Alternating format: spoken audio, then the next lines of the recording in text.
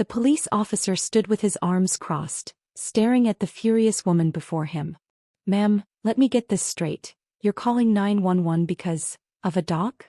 His voice carried the kind of disbelief usually reserved for UFO sightings or people who put ketchup on steak. The neighborhood stood still, watching in stunned silence as Karen, the self-proclaimed ruler of the HOA, waved a laminated copy of the rulebook like it was the Constitution. "Not just a dock," she snapped, her voice shrill enough to scare away a few nearby birds. "An unauthorized, unsanctioned, unsightly monstrosity that is ruining the integrity of our community. It must be removed immediately." The officer blinked slowly, took a deep breath, and glanced at the wooden platform by the lake, standing innocently as if it too was confused about why the cops were here. This was going to be a long day. Karen had ruled the neighborhood for years, treating it like her personal fiefdom. With her short, aggressively neat haircut and a face permanently twisted into an expression of disapproval, she had built a reputation for her obsessive enforcement of HOA regulations. If a blade of grass was half an inch too tall, a fine would be issued. If kids laughed a little too loudly, a strongly worded letter would follow. She lived for control, and nothing set her off quite like someone ignoring her carefully curated handbook of rules. Enter Tom Henderson, the unassuming new neighbor who had unknowingly walked into the lion's den. He had moved into the community only a few weeks ago, keeping to himself, fixing up his newly purchased property. He was quiet, polite, and most importantly, blissfully unaware of the hurricane of HOA drama he was about to trigger. The problem? He had restored an old dock behind his house, one that had existed long before Karen's reign of terror. For Tom, it was a harmless renovation, a personal project to enjoy peaceful mornings by the water. For Karen, it was nothing short of an act of war. She had tried the usual tactics first: a fake friendly warning about unauthorized modifications, an anonymous note that not so subtly threatened hefty fines, and finally, a full-scale HOA meeting where she declared Tom's dock an abomination to the aesthetic unity of the neighborhood. But Tom, unfazed and uninterested in her theatrics, simply shrugged, said it was legal, and went about his day. That was when Karen realized she was dealing with a far greater threat than she had anticipated. Someone who did not fear the HOA. Unable to handle the humiliation of being ignored, Karen decided to escalate. If Tom wouldn't listen to reason, which in her mind was simply obeying her every demand, then she would bring in the law. And that was how the police found themselves in the bizarre position of being called to investigate a stationary piece of wood. The officer sighed, already regretting every life choice that had led him to this moment. "Ma'am," he said, rubbing his temples, "this isn't a criminal matter. A dock is not a crime." Karen gasped, as if he had just confessed to being a secret agent for the dock-loving underground. "Not a crime," she shrieked. "It is a direct violation of the Homeowners Association's guidelines, specifically Section 5, Paragraph 8, Subsection C, which clearly states that all lakeside modifications must be approved by the board, of which I am the president." She pointed dramatically at herself as if expecting applause. Tom, standing a few feet away with his arms crossed, let out a low chuckle. "You know what's funny?" he mused. "That rule didn't exist until last week. In fact, I checked the original HOA documents before I bought the house. There was no mention of docks being prohibited." Karen's eye twitched. "The board has the right to update policies for the betterment of the community." The officer, who had clearly had enough, pulled out his notepad and started scribbling. "Right. And let me guess, you updated it after this man built his dock." Karen folded her arms, lifting her chin defiantly. "What difference does it make? Rules are rules." The officer sighed. "Ma'am, I'm going to need you to stop wasting emergency services time. If you continue making false reports, we're going to have a problem." A murmur ran through the small crowd of neighbors who had gathered to watch the spectacle unfold. Whispers of "she's finally losing her grip," and "about time someone put her in her place" spread like wildfire. Karen turned red, realizing that not only was she failing to get rid of the dock, but she was also losing the respect of the very people she had controlled for years. Still, she wasn't going down without a fight. "This isn't over," she hissed at Tom, her voice dripping with venom. "You think you can defy me? The HOA exists to maintain order. I will make sure that dock is removed one way or another." Tom smirked. "You're welcome to try." And with that, Karen stormed off, her heels clicking angrily against the pavement as the crowd slowly dispersed, some shaking their heads, others openly chuckling at the absurdity of it all. The officer, relieved to finally be free of the madness, gave Tom a knowing look. "Good luck with that one." Tom grinned, watching as Karen disappeared around the corner, already muttering about legal action and special meetings. He had a feeling this was just the beginning of something much, much bigger. The video of Karen's meltdown spread like wildfire across the internet. What started as a simple neighborhood dispute had transformed into an overnight viral sensation. It had everything: drama, an overly zealous HOA president, a confused but patient police officer, and a calm homeowner who refused to be bullied. The internet had seen plenty of HOA horror stories, but this was next-level insanity. The comments section exploded with people roasting Karen's over-the-top behavior, and memes flooded social media. Some labeled her the queen of the HOA, while others dubbed her the dock destroyer. The clip even made it to a local news station, where anchors chuckled while reporting on the bizarre call to the police over an illegal dock. Tom had no intention of becoming famous, but now he was a household name in the neighborhood. His dock had become something of a local landmark, with people walking by just to get a glimpse of the HOA's most hated structure. Some of his neighbors, emboldened by Karen's public humiliation, finally started sharing their own grievances about her. A man 2 houses down confessed she had fined him over a bird feeder, claiming it was an unauthorized wildlife attraction. A woman admitted Karen had once tried to ban children from using sidewalk chalk, citing aesthetic concerns. It became increasingly clear that this wasn't about a dock. Karen had been making everyone's lives miserable for years. Karen, however, refused to admit defeat. If anything, the public ridicule only made her dig her heels in deeper. She tried to have the video removed, but that only drew more attention. Then she attempted to fine Tom for unrelated violations. His grass was suddenly too green, his mailbox was not the correct shade of beige, and most ridiculously, his garbage cans were placed 3 inches outside of regulation positioning. Tom, ever the strategist, didn't fight these petty fines. Instead, he documented everything, saving emails, letters, and official notices. He was playing the long game, waiting for Karen to make one critical mistake. Meanwhile, the HOA board found itself in a difficult position. Karen had been running the association like a dictatorship, and while some members had tolerated her antics, the recent public backlash had them reconsidering their loyalty. The complaints from residents had reached a tipping point, and the board held an emergency meeting without Karen. The discussions were heated, but one fact stood out: Karen had been issuing fines and making new rules without consulting the rest of the board. That, in itself, was a violation of their bylaws. A few members, tired of the drama, suggested removing her from her position. Others hesitated, fearing retaliation. While the board debated, Karen was busy scheming her next move. If she couldn't destroy the dock through HOA rules, she would take things a step further. She started digging into Tom's background, looking for anything she could use against him. But Tom wasn't some rule-breaking troublemaker. He had done everything legally, right down to filing permits for his property improvements. Frustrated, Karen turned to the last thing she could think of: a lawsuit. She filed an official complaint, claiming the dock was damaging property values and creating an unsafe environment. The lawsuit was flimsy at best, but Karen believed that the sheer weight of legal pressure would force Tom to cave. Tom, however, didn't flinch.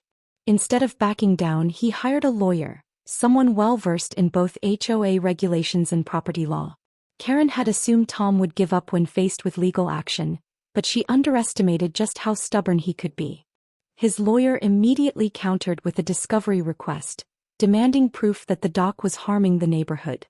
Karen, of course, had none. As the legal battle played out, more of Karen's past actions came under scrutiny. People started questioning where all the HOA fees had been going. A few residents did some digging and realized that the budget reports didn't quite add up. There were mysterious, administrative expenses that no one could explain, inflated invoices for maintenance that never seemed to happen, and questionable charges for HOA development projects that never materialized. The board, now feeling the pressure, hired an independent auditor. What they found was shocking. Karen had been skimming HOA funds for years. It wasn't massive amounts at once, just small, carefully disguised transactions that added up over time. A few dinners labeled as business meetings, an expensive office chair for her home labeled as HOA equipment, and the most egregious, funds marked for community beautification, that had mysteriously vanished. The moment this information reached the board, the mood shifted. This wasn't just about a dock anymore. Karen sensed the walls closing in but refused to acknowledge reality. She still believed she was untouchable. She called an HOA meeting demanding that the board support her lawsuit against Tom, but this time they pushed back. The treasurer, usually a quiet and agreeable man, stood up and calmly stated that the financial discrepancies needed to be addressed before they could consider anything else. A murmur of agreement spread through the room. Karen's usual intimidation tactics weren't working. For the first time in years, Karen felt like she was losing control. She tried to turn things around, claiming she had always acted in the best interest of the community, but people were no longer buying it. When one homeowner stood up and asked, "Karen, where exactly did the $15,000 for park maintenance go?" she had no answer. The board announced an official investigation, and Karen realized she was in serious trouble. The final blow came when Tom's lawyer filed a counterclaim, arguing that Karen had been unlawfully using her position to harass him. The evidence was overwhelming. Dozens of emails, text messages, and video recordings showed Karen's obsessive attempts to get rid of the dock. Her baseless fines, her ever-changing rules, and her weaponization of HOA policies all pointed to abuse of power. If the lawsuit proceeded, Karen wouldn't just lose her position. She could face real legal consequences. Neighbors who had once feared her were now openly celebrating her downfall. People started putting up small signs near the lake with phrases like, "Dock strong," and "Long live the dock." Someone even printed t-shirts featuring an image of Karen pointing angrily, with the words, "Not in my HO." The neighborhood, once under her iron rule, was turning against her completely. Karen, seeing her kingdom crumble, made one last desperate move. She tried to claim that the entire board was corrupt and that she was the real victim. She attempted to rally supporters, but few were willing to stand by her now. Even the handful of people who had once agreed with her rules wanted nothing to do with the scandal. With the lawsuit collapsing, the financial investigation underway, and the board officially calling for her resignation, Karen was left with no options. She was no longer the ruler of the HOA, she was its biggest liability. The people she had once controlled now whispered behind her back, and the very organization she had used to wield power was preparing to throw her out. But Karen wasn't done fighting yet. She still had one final plan, one last trick up her sleeve, and as she sat in her house, stewing over her defeat, she vowed that Tom and his dock would not get the last laugh. The battle wasn't over, not yet. Karen refused to accept defeat. The world was against her, but she would not let some dock-loving newcomer and a bunch of ungrateful neighbors ruin everything she had built. She still believed she could turn things around. If she could just make enough noise, enough chaos, she might be able to scare the HOA board into submission. She had controlled them for years. Why should this time be any different? The first step in her last-ditch effort was a neighborhood protest. She printed flyers, plastered them on mailboxes, and sent out dramatic emails warning about the destruction of HOA order. She even knocked on doors, giving exaggerated speeches about how the community was falling apart under weak leadership. But instead of support, she was met with polite refusals, skeptical stares, and in some cases, doors shutting in her face before she could finish talking. Her neighbors were done with her nonsense. Desperate, Karen decided to take direct action. If no one else would stand up for the HOA rules, then she would enforce them herself. Under the cover of night, she snuck into Tom's backyard with a roll of caution tape and a handful of signs that read, "Violation, removal pending." She wrapped the tape around the dock, placed the signs on the grass, and even went as far as scattering orange traffic cones around the area. She stepped back, hands on her hips, admiring her work. That would show them. But Karen had underestimated just how tired people were of her antics. The next morning, the entire neighborhood gathered at Tom's backyard, laughing as they snapped pictures of the ridiculous crime scene she had created. Someone even brought a lawn chair and a cup of coffee, treating the spectacle like a front-row seat to Karen's unraveling. Tom simply chuckled, peeled off the caution tape, and tossed the signs into the trash. The cones? A group of kids repurposed them for a makeshift soccer goal. Karen, watching from her window, fumed as her protest was dismantled in minutes. But her biggest humiliation came when the city inspector showed up. Ironically, Karen had been so busy trying to take down Tom's dock that she hadn't considered her own violations. Multiple complaints had been filed against her in the last few weeks, some regarding her constant harassment, others pointing out suspicious modifications to her own property. One of her neighbors had even reported her for adding an illegal extension to her backyard fence, a clear violation of city zoning laws. Karen tried to argue, but the inspector was unmoved. Not only would she have to remove the modifications, but she would also be fined for ignoring multiple notices. To add insult to injury, Tom and several other neighbors stood nearby, watching as Karen was forced to acknowledge the very rules she had spent years using against everyone else. When the inspector handed her a formal violation notice, the crowd clapped, someone whistled, and one particularly bold neighbor shouted, "Welcome to the HOA, Karen." The HOA board, having seen enough, wasted no time in taking action. At the next meeting, Karen was officially removed as president. She tried to argue, threatening legal action, claiming she was the victim of a conspiracy, but her words carried no weight anymore. The board had uncovered too much. The financial discrepancies, the abuse of power, the blatant disregard for proper procedures. It was all documented, undeniable. The final vote wasn't even close. As the reality of her downfall sank in, Karen's carefully constructed world crumbled. She was no longer the ruler of the neighborhood. The people who once feared her now openly celebrated her downfall. Even those who had been neutral before were relieved to see her go. The HOA itself, now free from her grasp, began undoing many of her ridiculous rules. Fines were dropped, unnecessary regulations were overturned, and to Karen's absolute horror, the dock was declared fully compliant and a welcome addition to the community. With no power left and her reputation in shambles, Karen had one final problem: her finances. The legal fees from her failed lawsuit, combined with the HOA investigation into missing funds, had left her in serious trouble. She was forced to put her house up for sale, the same house where she had once ruled over her neighbors like a self-appointed queen. But the final twist of fate came when the buyer was revealed: Tom. Karen nearly fainted when she saw him at the closing. He had bought her house at a price lower than she ever would have accepted under normal circumstances, but she had no choice.